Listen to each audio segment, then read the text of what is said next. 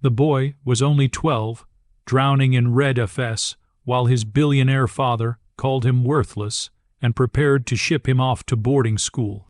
No tutor, no specialist could help. That's when Marissa, the new maid, walked in and noticed something nobody else saw. She had lived that same silent struggle once and carried the method her late mother used to save her.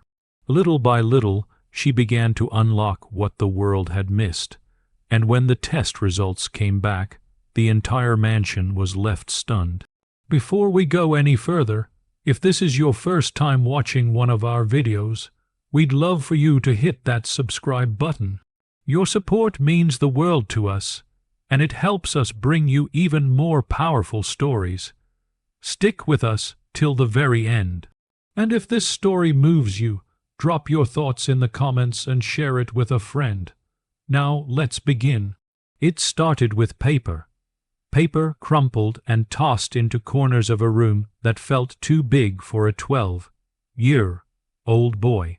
Test sheets littered his desk like broken promises, each one marked with red ink, bold FS cutting deeper than any scolding ever could. The boy sat slouched at the edge of a mahogany chair, pencil pressed hard between his fingers. His blonde hair, usually neatly brushed by his nanny, hung limp over his forehead as he tried again to copy the words in front of him. But the letters refused to stay still. They flipped, danced, slipped off the page until they became something else entirely. The mansion around him hummed with wealth, marble floors that echoed, chandeliers that never flickered, the scent of polished wood mixed with expensive cologne. And yet in all that luxury the boy felt small, cornered by failure. His father's voice was the sharpest thing in the house. A man with an empire built on contracts and skyscrapers. He had no patience for weakness. Standing in the doorway, he held the test paper like it was evidence in a trial. His words cut more than the grade itself. Worthless. That's what this is, worthless. The boy didn't cry. He was used to this tone, used to his father's sighs of disappointment, used to the way servants lowered their eyes when he passed, whispering that maybe the son wasn't cut from the same cloth as the father. That evening, by the dining hall, two maids whispered as they cleared the table. Another tutor quit. "You hear, rich people think money can buy brains. Poor kid, he looks lost." But when they saw the boy peek from the stairwell, they went silent, pretending to busy themselves with silverware. The father's solution was already forming. He had tried tutors, flown in specialists from abroad, filled notebooks with expensive learning programs. None worked. His patience was gone. "Maybe a boarding school will straighten him out," he muttered to his assistant. "Some place where they don't tolerate failure." The boy overheard. The words echoed louder than the clicking of his assistant's pen. Boarding school, to him, it wasn't just a new place, it was exile. A place where worthless children were sent away to be forgotten. Late that night, the boy sat on his bed, clutching the crumpled test paper. His room, lined with trophies his father had bought rather than earned, felt heavy. He stared at the F like it was carved into him. He whispered to himself, not angry, not defiant, just tired. Maybe I really am broken. And yet, in the silence of that massive mansion, something was about to shift. A new maid was scheduled to start the next morning. She would walk in carrying nothing but a worn handbag and a history she rarely spoke of. She didn't know yet, but she was about to find herself staring at the same pain she once carried as a child. The boy had no idea, but the first crack of light was already on its way through the mansion's polished walls. The morning she arrived, the mansion staff barely noticed her. Marissa Johnson, 32, dark-skinned, tied back curls under a simple scarf, walked through the service entrance with a worn leather handbag hanging from her shoulder. Her shoes were scuffed, her uniform plain. To the other maids, she looked like just another replacement, someone who would come and go within a month. As she unpacked her cleaning supplies in the staff room, two cooks whispered over the clatter of pans. "She's the new one. Yeah, it won't last long. The boy drives people out faster than spoiled milk." They chuckled softly, shaking their heads. Marissa didn't answer. She learned long ago that the loudest people often saw the least. She just placed her supplies neatly, hands moving with the discipline of someone raised to respect every task, no matter how small. By late afternoon, she was dusting near the study when she heard the sound. An eraser scratching furiously against paper, followed by a groan. She peeked through the half-open door. There he was, the boy. Shoulders tense, blonde hair falling forward as he tried again and again to copy a single line from his textbook. Each time he pressed harder, and each time he ended with another angry scribble. The paper was torn at the edges. His small fist reeled from gripping the pencil too tight. Marissa froze in the doorway, her chest tightened. She had seen that look before, wide eyes that begged the page to make sense, frustration boiling into shame. That was her childhood. She remembered sitting on a cracked kitchen chair while her mother traced letters in the air, saying gently, "They don't hate you, baby. They just look different to you.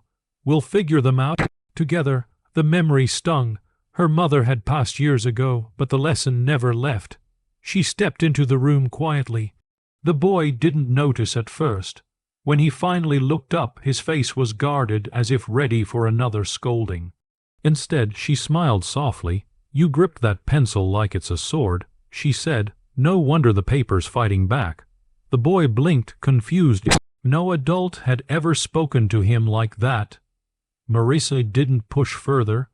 She just picked up a fallen paper, smoothed it out, and placed it gently on the desk. Then she went back to dusting, humming low under her breath. The boy stared after her, his frown shifting into something else, curiosity. That night, as the staff gathered in the kitchen, whispers spread again. "Did you see her in the study?" Acting like she knows better than the tutors. She'll end up like the rest. Wait and see." Marissa heard every word, but she didn't flinch. She wasn't here to impress the staff or even the billionaire who signed her paychecks. She was here because life had taught her patience, and patience was the only thing she had to give.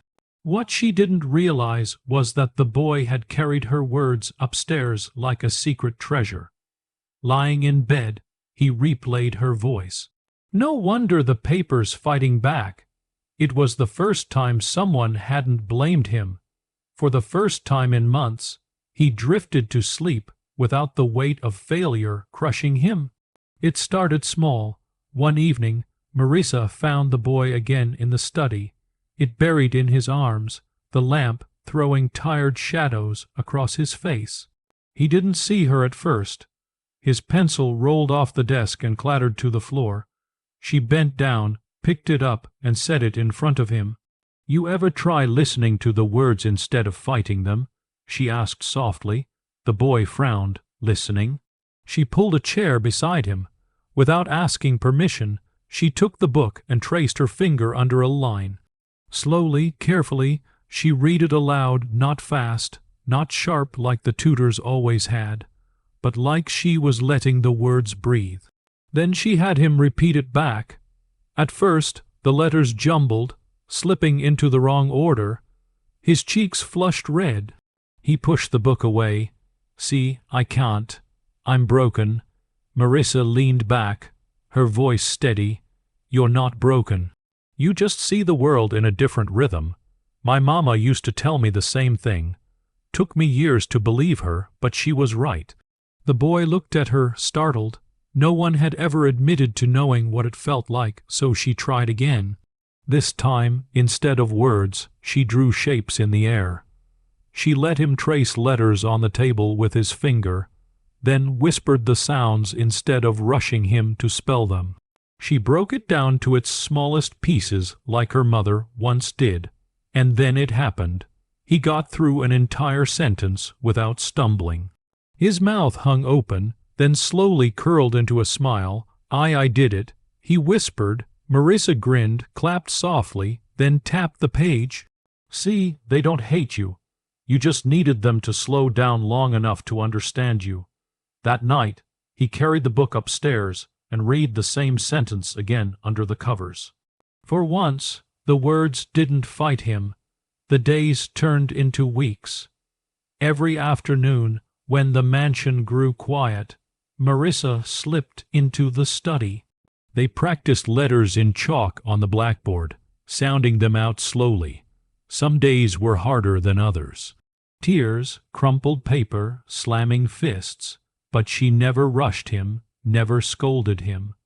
Word spread among the staff. In the pantry, whispers grew louder. "You hear, she's teaching him now. A maid teaching a billionaire's son.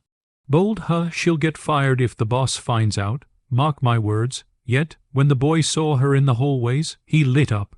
He began waiting for her, pencil sharpened, ready for their next session. His handwriting grew steadier, his eyes brighter. One morning, when the father stormed into the study with another pile of test results, he froze. Instead of crumpled papers, he found his son leaning over a workbook, carefully sounding out each line with Marissa by his side. The billionaire's brow furrowed. He didn't say a word, just placed the tests on the desk and walked out. But the boy didn't flinch. For the first time, he felt like maybe, just maybe, he was winning. And Marissa, she knew this was just the beginning. The test day arrived quietly. No tutors and polished suits. No expensive specialists hovering with clipboards. Just a boy, a sharpened pencil, and the lessons whispered to him by a woman the world never thought would matter.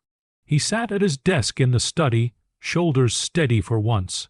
Marissa lingered in the doorway, not too close, not too far, just there, the way her mother had once been for her. She didn't correct him, didn't whisper answers. She only gave him the nod, the one that meant, "You can do this." When the paper was done, he walked it to his father's office himself.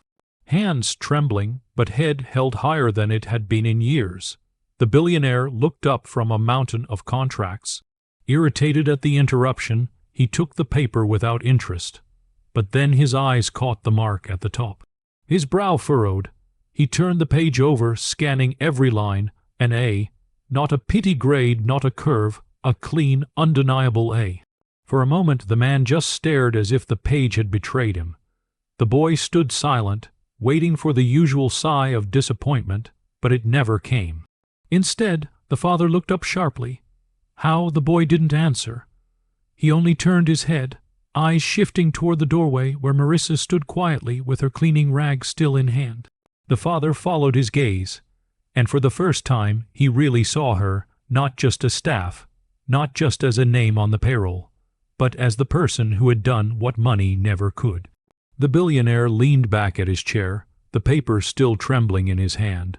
A silence hung in the office, broken only by the sound of the boy's small but steady breath. Word spread quickly through the mansion.